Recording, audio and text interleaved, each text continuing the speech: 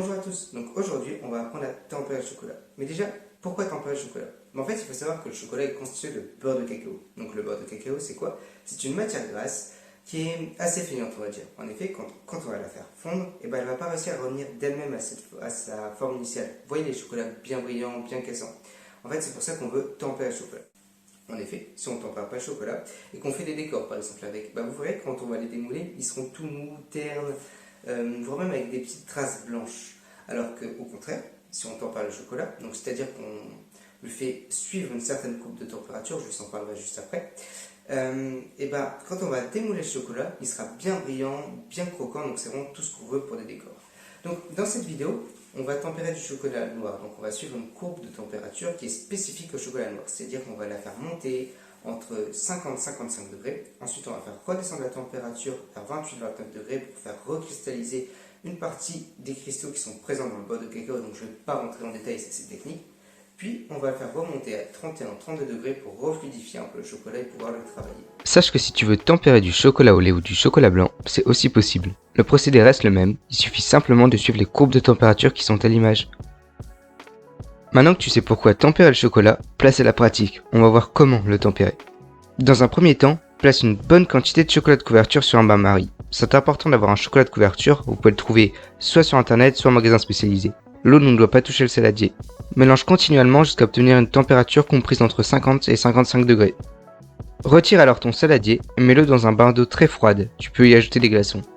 Ici, tu veux faire redescendre ta température entre 28 et 29 degrés pour réamorcer la cristallisation du chocolat. Tu le remets alors quelques secondes sur ton bain-marie pour le faire monter entre 31 et 32 degrés, surtout pas plus ou tu devras recommencer l'opération. Pour vérifier si ton chocolat est bien tempéré, trempe une cuillère et au bout d'une minute, le chocolat doit être figé. Si c'est pas le cas, recommence. Voilà, tu sais tempérer ton chocolat. On va alors voir comment l'utiliser pour faire un décor super simple mais qui donne toujours un effet waouh sur le dessert, les feuilles en chocolat. Pour ça, munis-toi d'une bande de papier rhodoïde ou alors de papier cuisson, d'un couteau à la lame le plus symétrique possible et d'un moule à baguette ou alors comme moi d'un paquet de chips voire une bouteille d'eau coupée en deux, ça fait parfaitement l'affaire.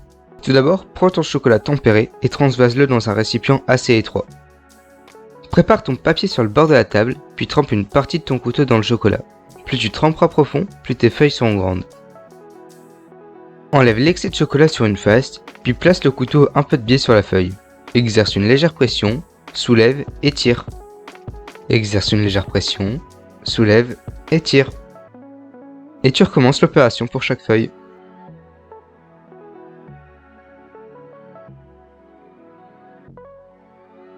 Récupère ton papier et place-le dans le moule. Si ton chocolat est correctement tempéré, la première feuille devrait déjà commencer à cristalliser. Referme un peu le moule et conserve les décors au minimum 30 minutes dans une pièce pas trop chaude, mais surtout pas au frigo. Démoule alors délicatement tes feuilles, puis chauffe un couteau avec un chalumeau ou alors au gaz. Prends une feuille, puis fais des entailles. Là mon couteau était trop chaud, faut pas qu'il y ait de fumée comme ça. Fais des entailles plus petites en haut et plus grandes vers le bas. Fais la même chose de l'autre côté, mais en intercalant les entailles. Elles ne doivent pas être symétriques.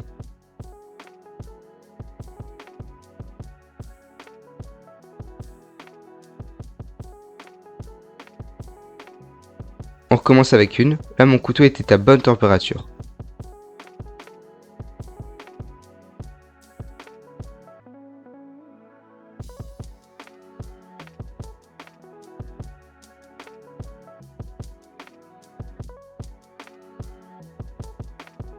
J'espère que la vidéo t'aura plu, n'hésite pas à aimer, partager et t'abonner.